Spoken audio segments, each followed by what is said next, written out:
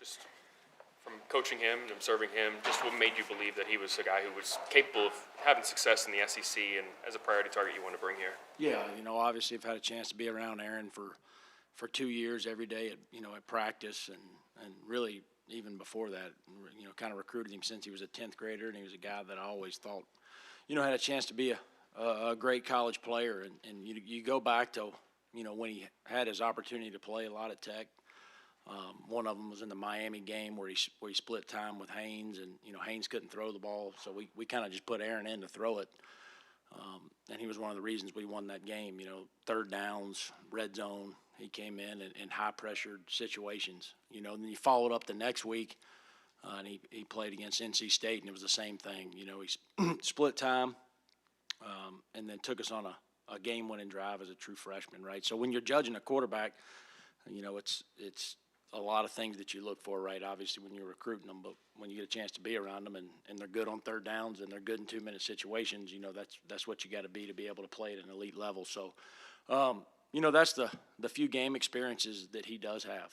And so when he got this opportunity and, he reached out wanting to make the move, there was nothing guaranteed, right? And that's one thing that these guys that, did make the trip with me, they know there's nothing guaranteed. I'm all about competition. We're going to play the best players. So nothing was guaranteed to him, and he was still willing to make the move. How instrumental was A.J. or Deli? I probably butchered that. Just to his development the last couple of years, and how much can that continuity help him now that they're both here in Gainesville? Yeah, A.J.'s a guy that I signed in 2000, I think it was 13, at Middle Tennessee. We spent a couple years together, and then, he transferred, and I got a job at Southern Miss and was able to hire him, kind of gave him his first job. And then I spent a year there, and then I left, and he went on to be a coordinator at a junior college. And then when I got the Georgia Tech job, I had a chance to bring him along. So AJ's phenomenal. He's been with me, he knows me probably better than anybody in that building over there. So that was big. Obviously, he's had a chance to work with Aaron the last couple of years, and he knows a lot about him. And the good thing is he'll be able to help, translate not just with Aaron, but with a lot of the other quarterbacks, and I think that's just as important as anything. We got a great room. Joe Craddock's going to coach the quarterbacks. AJ's going to help him. Steve Spurrier is also in that room. So I wanted to build a bunch of guys that are very football knowledge. They can bring a lot to the table to be in that room on a day-to-day basis with those guys and bring them along. Because at the end of the day, our job is to develop, all of them. So I want a lot of good guys around them. Opportunities. Why'd you want to come to Florida and team up with John? John and I have known each other now probably going on 4 or 5 years. I think you can see his passion, his energy. He's a proven winner. And that's something that I was attracted to, right? Obviously, Florida's a great place and got a great tradition. And, I look forward to helping, restore what's gone on here in the past. And I really believe that we can do it. But just his leadership, and you guys have had a chance to be around him. But when he's in front of the team, it's different, right? And that's, something that I crave, right? I want to be around a guy that brings it every day, right? I like the fact that he's defensive-minded. I think you look across college football over the last 10 years, 12 years, and, there's 2 pretty good defensive-minded head coaches that have been in this league and won a lot of football games. And at the end of the day, I'm all about winning and how you win. So that was the, some of the reasons I wanted to work for him. And then, across the profession, he's known as one of the good guys. So it's been awesome so far. I look forward to it. And, we've talked about this for a few years now. What are your early impressions of just the skill players that you got to work with on offense? Excited. They're eager. Okay, we're fast. We've got some guys that have, coming back that have played a little bit of football, that played a little bit here. And then we were able to bring in, Eric Singleton, who obviously I've got a track record with, Bailey Stockton, Micah Mays, just to name a few that I think are going to add a lot of value to that room. Valdosta is not too far up the road. Your Valdosta State background. What do you think makes that kind of a cradle for offensive coaches over the years? There's a lot of great players in Valdosta, Georgia. That's one. It's a great place to recruit. Football means something down there. And, obviously for the last, going on probably 25 years, it's been a really successful program. And I think it goes back to location of players, right? And you got the same thing here. You know, we're in a great state with great football. Georgia's not too far from us. It's got great state, great football. It means a lot. And anytime you're at a place where it means something, right, that's the jobs you want to have. And that's what, you know, one of the reasons that I'm standing here before you. But absorbing maybe from coaches even there and so forth, like how it, you know, translated to successful offensive coaches. I mean, going all the way back to, you know, the late Mike Leach. Yeah, no doubt. I mean, I cut my teeth there and cut my teeth throwing the football in the air raid there. You're able to get good, you know, I played there and then was able to coach there. But, yeah, there's been a lot of great coaches there. You know, there's also been a lot of great defensive coaches there. Will Muschamp was there. He's one of the best defensive coaches I've ever been around in my life. And, you know, obviously he was here, and then, you know, Kirby Smart was there as well. So there's been a lot of good coaches there. Chris Hatcher's a guy I played for, has been a head coach, one of the most successful head coaches in all of college football, you know, maybe at a smaller level, but he can coach anywhere I've ever been. So, yeah, a lot of good coaches. Coaches can come from anywhere. It's about the work you put into it. Like adapt versus pigeonhole players, adapt to your talent versus like force them into a system? Well, all the coaches that I played for, they had to adapt to me, so that's probably some of it.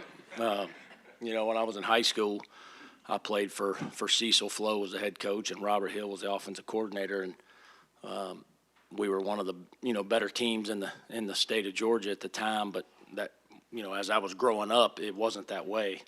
And so they built a program, and it was built on, you know, we joke about it, but the mentality was 3 yards, 4 yards, and just keep the chains moving.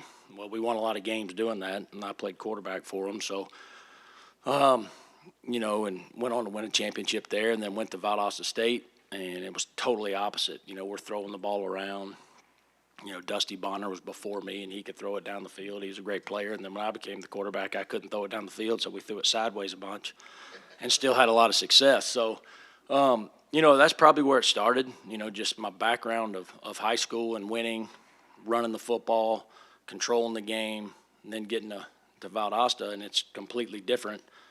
But we won doing it, you know, both ways. So, but it really probably started as a coach when I got to Middle Tennessee after a Murray State run that we had that was really successful. We got there and wasn't very good the first year, and then kind of had to reel in the passing game and adapt and kind of start running the football, and that was in 2012.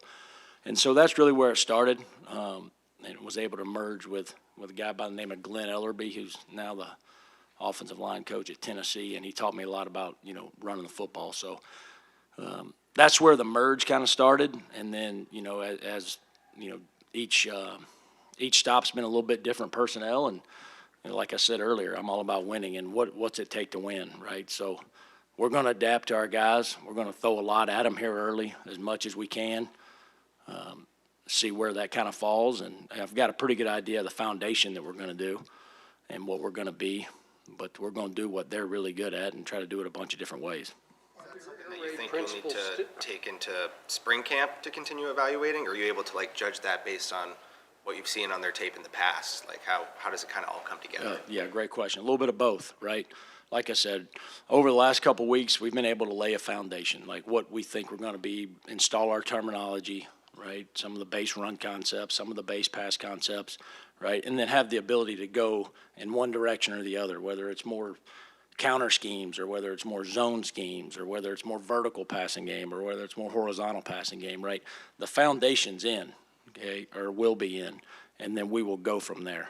And so, yeah, that started now, and that'll continue to go through spring practice. It'll go into the summer, and hopefully about 2 weeks out before the first game, we'll have a really good idea of who we are and what we're going to be, and then, you know, go from there. Are there air raid principles still in what you do today that you picked up from Valdosta State? Yeah, and that goes back to the versatility of the offense and kind of what he just asked. Yes, there is, okay, and especially in a lot of the way we do things, more so with the way we practice and the way we go about getting reps. I'm a true believer that these kids learn by doing, right, and getting a bunch of reps, and we've got a lot of reps to go. We're a young football team. We're going to be young at quarterback, pretty inexperienced, you know, up front. So between now and the time we kick off in September, we've got to get a ton of reps and build continuity, find out who can play for us. And those are all air raid principles. You know, everybody thinks, you know, just the ball was in the air raid, which is, that part is true, right? But the repetitions that went into getting them there is what, to me, was second to none. The way the practice is organized, the way the practice is structured, and was able to take a lot of those principles, right, and do them in different facets of what we do offensively. At Arkansas State in 2017, you had the number 5 passing offense in the country. You guys are also top 10 in scoring offense and number 12 in total offense. How were you guys so good that year?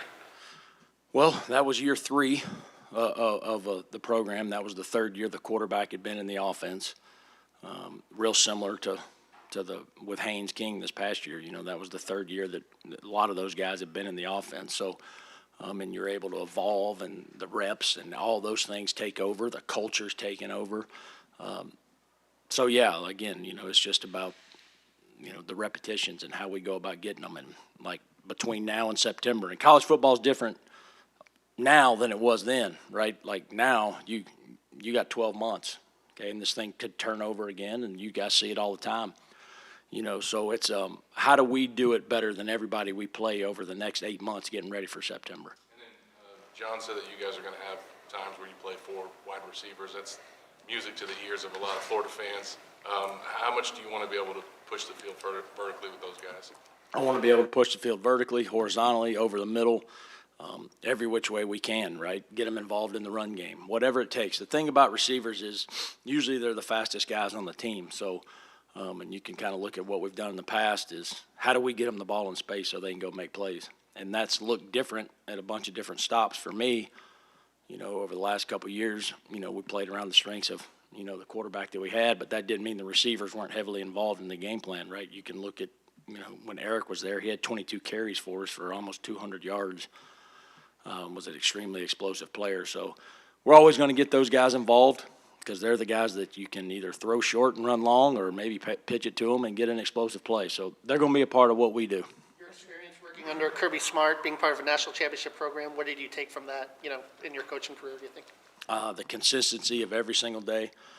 You better bring it every day. You know, what's important today is really the only thing that matters. You know, the thing that I took probably the most from him is, you know, really the mentality, you know, toughness, physical. Those things still win in college football. And then going about reps, right? Like how you go about, you know, developing your program. You're not just coaching the ones, but you got to be coaching the 3s and the 4s and the young guys the same way, and making sure that you're spending time with them because it is a long season, right? And the guy may not play at all in the first game, and then he's a starter by game 10, either injuries or he's eventually beat somebody out. And the only way you're going to know that is with a bunch of reps, you know, developing your roster and spending time with the whole team. And I think that's a trait of his that I thought was really, really good, and I think that's why his program is what it is. Going back to your relationship with John Summerall, what clicked between the two of you guys? He was talking about, like, you were going to follow him wherever he went, whether it was Auburn, Florida. He had a feeling that you were going to. So that means, gives me an idea that you guys hit it off pretty well and got really tight at the beach house or whatever. What was it that, what was it that clicked there? You know, I think, like I said, the winning is one thing, you know, from afar. That was big. The story goes is we, the last couple weeks leading into, you know, the last game of the season, obviously these jobs and stuff have been open for a while, and, you know, everybody's got a pretty good idea of what's going on. You can't get anything by you guys anymore. So, you know, we had talked about several places, and basically it just got to the point where I was like, look, when the season ends, you just call me and tell me where we're going. I'm good, right? And obviously this was one of those. And so, yeah, we've got a chance to know each other. He's a great family man, first and foremost, and that's attracted, you know, that was very attractive to me. But it started, like I said, probably 4 years ago, and then we would run into each other every year at the beach, right? And you know, I'm fired up. Like, it's probably the most excited I've been in a long time. It's a similar situation to the one I went into at Georgia Tech a few years ago. And like I said a few minutes ago, nowadays in college football, I believe you can turn it faster than you could 3 or 4 years ago, or, you know, 5 or 6 years ago. But we want to build a consistent winner, right? But we want to win now and build for the future. So that's something that he's proven that he can do it in a few years, and I've been a part of ones that you're able to build, for 3 or 4 years. So I look forward to it. Florida's tradition, you grew up in Georgia when Spurrier was down here. Do style points and exciting offense matter, you think, to bring that here? Someone I was talking to yesterday said you'd like to score 100 points and leave teams in the dust. Yeah, absolutely. We all would like that. It's I'm just saying that about you specifically. yeah, no, I am extremely competitive, and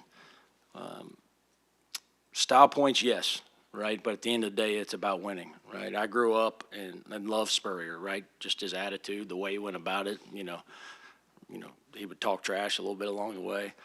And so that was always fun to watch. As a kid, he was an outside the box thinker. He was ahead of his time, right? Like always adjusting. And I thought that was, something that I take a great deal of pride in is trying to stay ahead of the game. Nowadays in football, there's so much film. There's iPads on the sidelines. There's great coaches. There's big staffs, right? They find tendencies so I'm always trying to find ways to stay ahead of that. When the playing field's even, right, you got to find the cutting edge. So I'm always looking for the cutting edge. What can we do better and stay ahead of it? And was able to take some of that also from, Todd Monken, who just got hired as the Cleveland Browns head coach. He was great at that. And so the 3 years that I was with him, kind of reaffirmed a lot of my beliefs. A lot of opportunities, coach talent, but I mean, Jaden Ball, Dallas Wilson, BB3, are you licking your chops looking at this roster and what you can do with them? Yeah, no, I actually recruited Jaden a lot in high school and was trying to keep him close to home, and we lost out. But, it's a talented roster. Jaden's got probably the most experience and the most production. VB had a great, freshman year. Dallas was kind of in and out with injuries. But, they're super talented, but there's, a lot of other guys that make up the team, right? And it's going to take more than just those guys. I can assure you that. It's a long season. It's the SEC. It's a physical league. We're going to need a lot of players here to do the things that we want to do as an offense, right? So, and we were able to add some pieces to come in and compete. And at the end of the day, like Coach said, we're going to play the best players and to give this place a chance to win games every Saturday afternoon. What was it like reconnecting with Jaden Ball and his family during that in-home visit and selling him and his dad on, what you could do for them in your offense? Yeah, no, well, it was easy to sell. It was easy to show them what we can do, because you had a lot of film of him, and then was basically we were able to take a lot of the concepts that we've done in the past with running backs and kind of blend them, and then also, took some NFL players that we think that he's a lot alike and say, hey, look, here's the plan, here's the vision, and here's how you're going to fit in this offense, and here's how we want to take you to the next level, right? Not just the NFL, but how you can change Florida, right? And so that was important. It was important to him too. In this day and age, look, it is what it is. There's guys that are bouncing around. We brought guys in, but he has a chance to truly leave a legacy and have a place where he can always call home. And I think that was a selling point for us, but it was also that meant something to him. I've been a part of teams where, we won the national championship, and you look up and the guy that caught one of the biggest passes in school history, didn't finish his career there. Well, where does he call home? I don't know.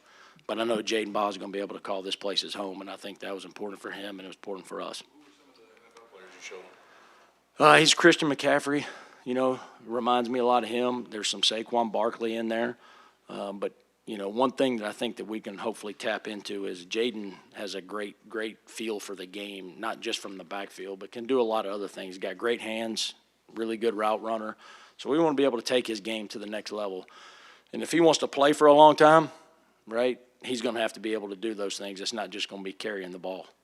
You lost an All-American center here, and you brought in Harrison Moore. Talk about how important it was to bring in an experienced center that you already have been working with. Well, we'd been here for a couple weeks and randomly got a call from Harrison. So when we had that opportunity, I can just tell you that he would probably be very similar to the last guy that was here. He's extremely tough, overachiever, was a tight end his junior year, about 240 pounds, was committed to Vandy, and we were able to get him there late, but he's a throwback. Tough guy, going to play through everything, coachable. So it was good for us, but again, he's also going to have to come in here and compete and earn everything that's out there. But we're excited for him, excited he's here, and he's a mentality type guy. One more. You talked about depth, and you brought in Bailey Stockton. You obviously saw something in him at Georgia Tech. You mentioned that you were a big part of why he ended up there. What does he bring to the squad? Obviously not the shiny addition, but what does he bring to a team like Florida? Toughness, right? If you're gonna win, you better be tough, and that's one thing that kid's got. He got a big heart. I think if you start asking the players around here, they'll be able to tell you about him. But he's extremely tough. He's extremely smart and highly competitive, and you win with guys like that. So his production was good for us at the last place, and he was also backing up the second leading receiver in Georgia Tech history. So we're excited that he's here, and like I said, you ask the guys in that locker room, and they'll be able to tell you about Bailey. Appreciate it. Thank y'all.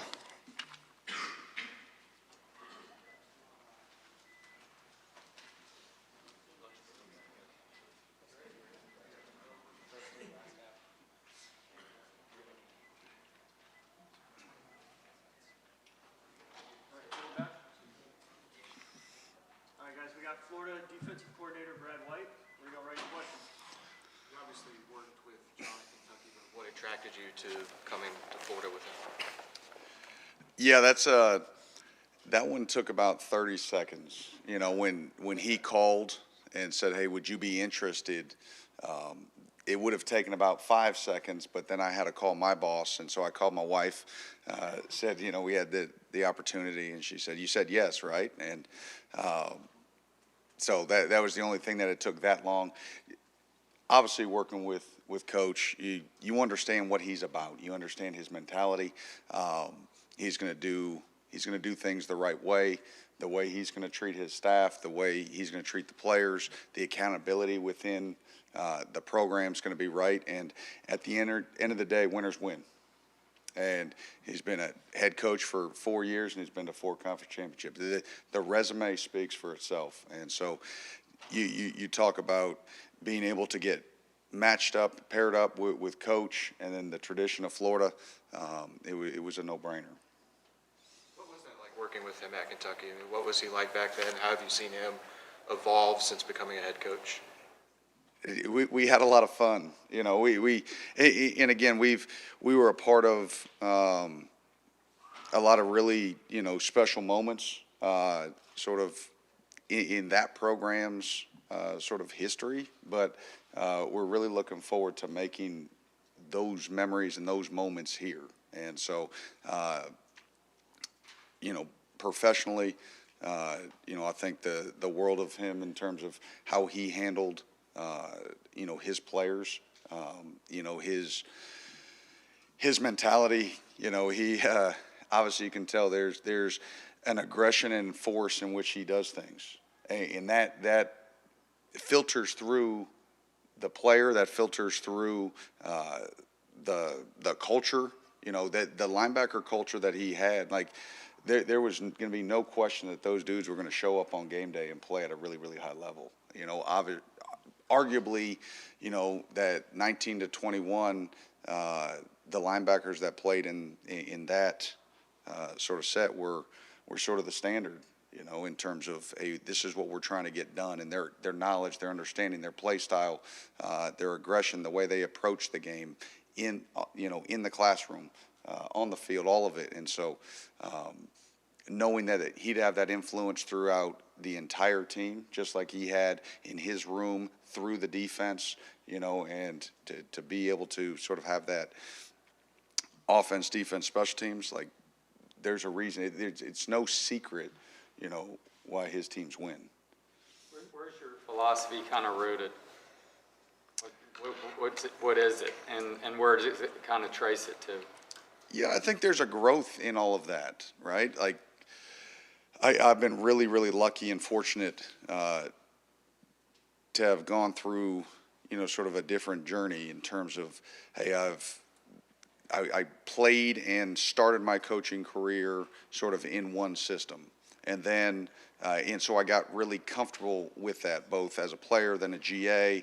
I took the 1 year sort of detour. My first stop was at Murray State, and we were a true Gary Patterson 4-2-5, blitz aggressive. 9 months there, man, I had staff got let go. And so went out to the Air Force Academy and was back in a system that was run at Wake Forest. So I was very comfortable, very confident. And then you go to the NFL and it's a completely different deal.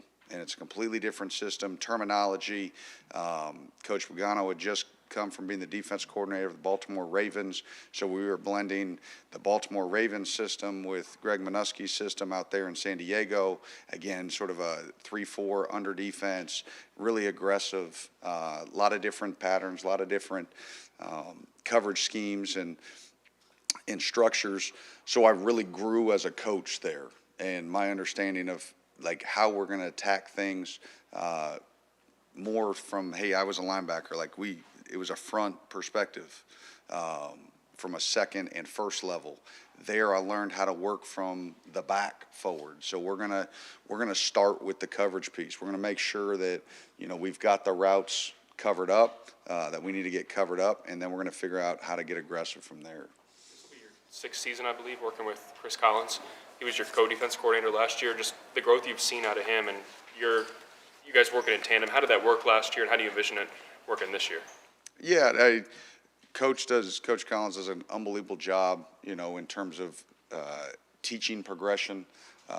His guys are always really well prepared.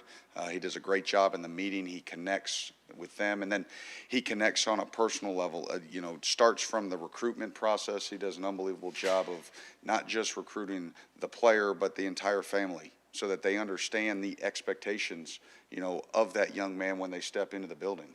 And so everybody wants a young man to step in and then be good right away. And when it doesn't happen, that's why you see the rise of the portal. It is. Everybody wants to hit the quick eject button. But if you're authentic through the recruiting process, when those pit moments hit, you're able to push through them, and not just as a player, but the whole family's involved and be like, no, I understand why we chose that place. So he does a great job connecting in that regard. He understands, we've worked together long enough that he understands what I'm trying to get done in certain play calls. And so it's really a good dynamic in terms of a back and forth. We'll push each other, in terms of, hey, we're not afraid to challenge each other. If I would just sit at the front of the table and say, hey, listen, this is the only way we're doing it, it's going to be this or that, you're going to have very little success. Now, at the end of the day, you can go round and round in circles, and be sitting in a meeting room for a long time. Somebody's got to pound the gavel. That's, what Coach put me in charge of, but we're going to be flexible in terms of what we do and how we do it.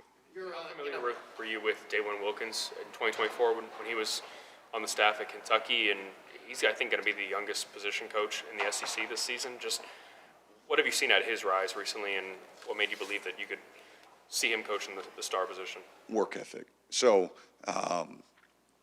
it was funny. So, Coach Collins, you mentioned Coach Collins and I, we both, we were looking for, a GA there at Kentucky.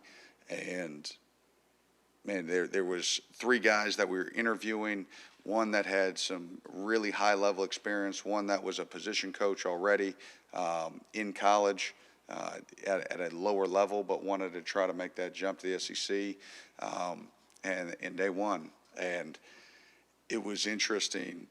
You do the Zooms with all 3 of them, and I got off the phone, and I said, I know this was probably going to be the 3rd on the list, but we both left that Zoom saying, man, this is the guy. The energy, the work ethic, he'll be the first one in the building. He'll beat everybody. He does it the right way. He communicates with the kids.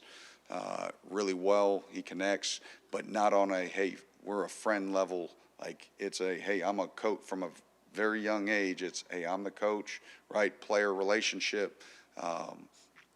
And no, so he's going to be a really good one in this profession. Your relationship with Cam Dooley, how much did that kind of play into him transferring here, and what can he potentially bring, to the defense? Yeah, I think obviously, the relationships matter in everything you do. And so, when he decided to go in and he had to make, choices that were best for him, I think his comfort level with the system, with, us as coaches here, I think that resonated. And obviously, I know how, he'll fit into the scheme. The big thing with any player is like, we need to see growth, right? And it's step, he played as a true freshman, primarily on special teams. Last year, took a much bigger role as a true sophomore. And the expectation is now it's time to take that big leap as a junior. I really like how that safety room is shaped up. There's going to be a lot of competition. The workouts have been really competitive. And so much, especially defensively, right, is once you put pads on. I mean, you'll hear me, like, we're in our even when you just put helmets on, you're running around, hey, how do guys look? Like, good from a movement standpoint, but defensive football is about full pads. Can you tackle in space? Can you pin a ball carrier? Can you track the ball in the air? Can you rush the passer? Like, all of that happens in full pads. So there's sort of cursory level evaluations that are made right now. Like, what I'm really evaluating right now is mentality, attitude. How much do they compete? Obviously you want to see movement skills. But I've had a lot of guys that don't do great in drill work, that when they put pads on and they have that mentality about them, they overcome those deficiencies. There's guys, like, you want to over-recruit them. You want to put that guy that, like, he's super tall and long and fluid, like, put him in the game, and he won't let him get in the game because it's a mentality. And so I'm looking for guys that have that mentality. I know we're going to have plenty of talent at Florida, but the greatest talent on defense is that dude that's just got that dog in him. How much does Miles Graham kind of embody that mentality, and how much are you leaning on him as a leader? Oh, yeah. I mean, that's one, and there's several on defense, but, like, that's one that you look at it and you're like, okay, the mentality matches the athleticism too. And that's why he makes so much, he makes so many plays. He flashes on film. When you come in and you're trying to watch all the games, obviously I knew way more about Florida's offense than I knew about Florida's defense. So now you're hitting it in the flip side, right? And you're trying to watch and say, okay, who are the playmakers, who can play, who fits what we're going to do, who doesn't. And, I mean, 5 just is all over the place, and in some really tough situations, in some tough matchups, in terms of, what was required of him. I think this scheme will give him a little bit more freedom to play downhill and aggressive. But that he's got that coverability, and so you can I can tick mark that and say, okay, good. I know, hey, if we need to play some man here or there, he's going to be in good shape Your for that. philosophy on run defense, I mean, you guys did a pretty good job, as I recall, last November, kind of making Florida one-dimensional in that game in terms of, how you guys attacked it. Yeah, I think that's a big difference. Now, some people would argue with you on this comment here, or with me. In the NFL, like, yes, like, even when I was with the Colts, like, on day one, there was, like, the pound the table, stop the run. And as we went through, you realized, hey, listen, like, you held a team to 50 yards rushing, but an NFL quarterback passed for 450 and 5 touchdowns. Like, you weren't winning that game, right? So, yes, at every level of the game, you have to stop the run. But really at the NFL level, like, if you can stop the pass, like, you're going to win ball games on defense. all right? You're going to stop the pass, you're going to affect the passer, you're going to pass rush. In college football, it's the reverse. Like, you have to be able to stop the run. Like, you truly do. Like, that's not just a cliche to pound it about toughness. If a team can run the football, and in college they do it 1,000 different ways and out of 1,000 different formations that the NFL doesn't have to deal with. And so if you can't handle the run game, like, you're going to have a really, really difficult time winning ball games. And so that's where it's going to start. We're going to have to be smart in how we stop the run, but what we can't do is we can't commit everybody to the run game, because the pass game over the last 8 years, the evolution, of film that can be distributed across platforms, the rise and complexity of the pass game in college is skyrocketed. When I got back into college in 2018, it was very simplistic. And now you see it more mirrored to NFL-style routes, how they're trying to affect, safeties, how they're trying to affect eye discipline and, motion shifts. It's far more challenging. But at the end of the day, you still have to be able to stop the run. Now, if you can stop the run with some light boxes and cover up the pass, like, you're going to be in good shape. On that note, can you just break down your 3-4 scheme a little bit and how you want to defend in the front seven? Yeah, I will say this. We are a 3-4 team, no different than like the Indianapolis Colts were, quote, 3-4. It's way more 4 down than it is 3-4. Does that make sense? There's 3-4 under principles, right? Where we're going to set the 3 technique. You'll play with some 4 linebacker type looks, but a lot of 4-3 sort of principles where that boundary jack backer will be just essentially a D end. I think we've got guys up front, and we'll see in pads. From what I've seen from their mentality, like, we'll be able to play 4 down and jump into 3, and give multiple looks. I think that's part of the key these days, is that offenses are so well trained that if you give them a singular look, they understand where the leverage points are, they'll destroy you.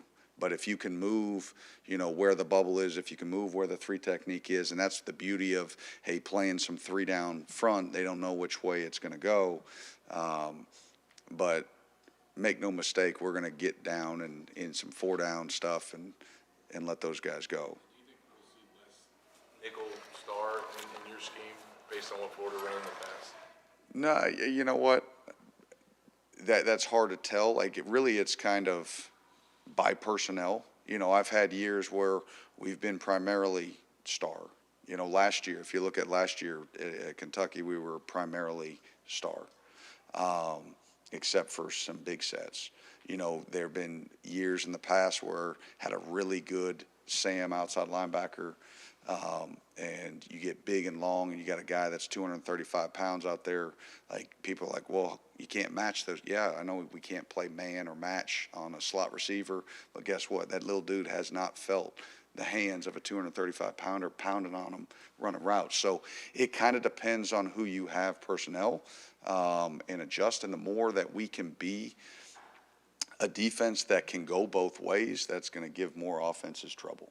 When Jaden Woods entered the portal, there was whispers about he didn't really see where he fit in your scheme. What was your role in bringing him back, and where do you envision him on your defenses? Yeah, I think that was a collective effort by the staff, and I think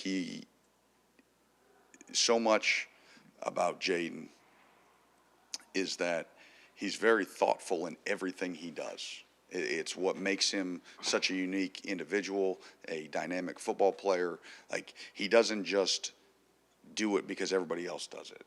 Like, he's going to have a process about how he goes his business, and I get it. There was a change in coaching staff, a change in system. It wasn't what he had necessarily signed up for, so I get it. Now you go expand and you look at your options. And I think when he looked at what we have to offer from a system standpoint and from a coaching standpoint and a development standpoint, I think the thing that we'll take great pride in as a defensive staff, and I know as a complete team, but I can only speak from our side of the ball. From a defensive staff, it's about development. You know, it doesn't matter how many stars you are, you come in from high school, if you leave the exact same level of player, you aren't stepping on the field on Sundays. So you have to push your envelope, you have to develop, you have to have the tools, and he felt that, and we have a blueprint, especially for edge rushers, of what that looks like. And I think when he saw that and we presented it to him, I can absolutely see myself doing that. And he's got a guy 90 minutes down the road that was in this system, that was the National Defensive Player of the Year, right, that just signed a second contract over there with the Jaguars and, you know, is doing just fine. On the opposite side, what's the ceiling look like for Emanuel? Obviously, that's a bit of a projection, right, just being his lack of football experience thus far. Yeah, you know, I mean, obviously, everybody sees the physical stature, right? The beauty is right now is that there is no depth chart. Now, I think there are certain people, you know, that may get sort of the first crack at it, you know, the Miles Grahams that have been in here, the Jaden Woods, hey, when we call out first defense on the first practice, those guys are probably going to be running out. But it's a long way till there, and it's a long way till we kick off, you know, in the fall. And so I've told on my very first meeting with the guys, I said, listen, the reason I don't carry a pen around, I only carry pencils, because the guy can flip around and I can erase. And a guy can go from first team down to third team up to first, tick up slowly, tick down slowly, right? You've got to be accountable. You've got to be reliable. If I see guys turning things down on the field, like, you can't play in this defense if you got a shot to inflict some damage and you don't take it. We are going to play with our pads. And so, do I think Emanuel has the tools to be a really good player? I do, but he's still very raw in his development process, and he's got, you know, ways to go. I think Coach Chapman will do an unbelievable job with him. You know, Coach does a great job from a technical aspect. He's also an unbelievable motivator. So I think everybody in that room is going to elevate. 6'6", 305 and can bend. That's not even Josh Allen isn't even close to that, you know. How rare is what he's got to work with? Yeah, physical tool-wise, rare, right? And the other thing is he cares. Like, he puts in a lot of work. Like, he knows so much about being able to be developed is having self-awareness. Having self-awareness to understand that, hey, listen, I have not arrived. I am not where I want to be. I need to put in the time and the effort to go get what I hope I can get. And he has great self-awareness to understand, like, hey, I'm still very new to this game. Football it's not a Arnold Schwarzenegger's not going to walk in and just be a great football player. Now, you can look at his body and be like, whoa, look at the pecs on top of pecs. Like, but you have to have football instinct. You have to have accumulated reps. You have to understand, hey, what is a counter move when an offensive lineman sets me this way?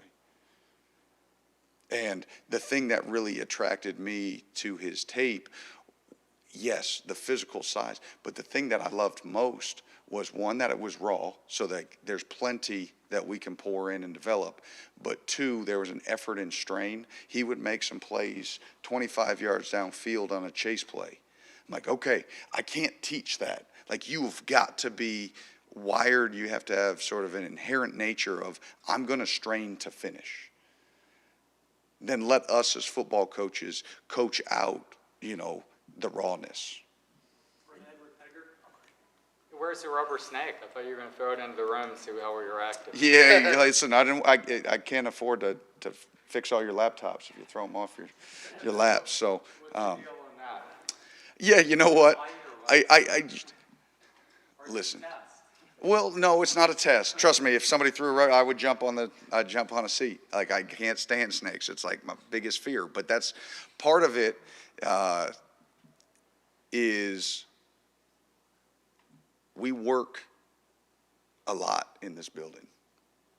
Like, and we demand a lot of the players. But within that work, within that journey, we've got to have fun. We have got to find joy in it. And so when I do it to lighten the mood, like, hey, every moment of every day doesn't have to be 4th and 1. Right? Like, we get into season, like, hey, there are going to be a lot of 4th and 1s and the tension, but like, man, we're in a meeting room and guys are dialed in and that's good. Boom, you just got to take a little moment, like, oh, come on, coach. You know, and then you've got the guys that have, now it's not going to work nearly as well here because they're so accustomed.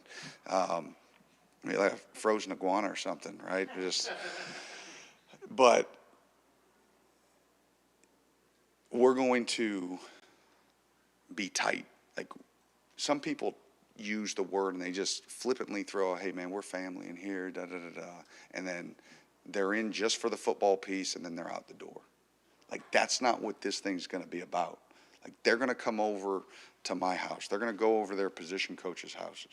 They're going to know my kid. Like, my 2 boys, I mean, they're obsessed. Like, over Christmas, like, they drew 5 different pictures, like, of Florida football players to have me hand out, like, when I got down there. Like that's who and they're going to come down next week for the first time, and that's all they can think about. And I said, hey guys, like, they're going to have a workout in the morning, and I thought my 8-year-old was going to fall out of his seat. Like, we're going to meet the player. I'm going to be, right? That's what this program is going to be about. Yeah, the winning is going to be the standard, but how we win is going to be just as important. People aren't going to hate their life walking in the building and then they walk out and like, yeah, I got a ring, but I didn't get anything else out of it. Like, they're going to walk out with a ring and be like, that was the best 4 years of my life until I get married and until I have a child and I hold that child, like, then that becomes the best thing. But they're going to enjoy their time with their teammates, with their coaches in this building, enjoy the process, learn how to love grinding. Like, that's right now, like, that's a piece. Like, some guys are still learning how to love to grind because there's some of it's not even like yet. Like, we're still just we're just grinding, right? But once you learn to embrace it, that's when you frickin' take off. Thanks, Coach. Thank you. So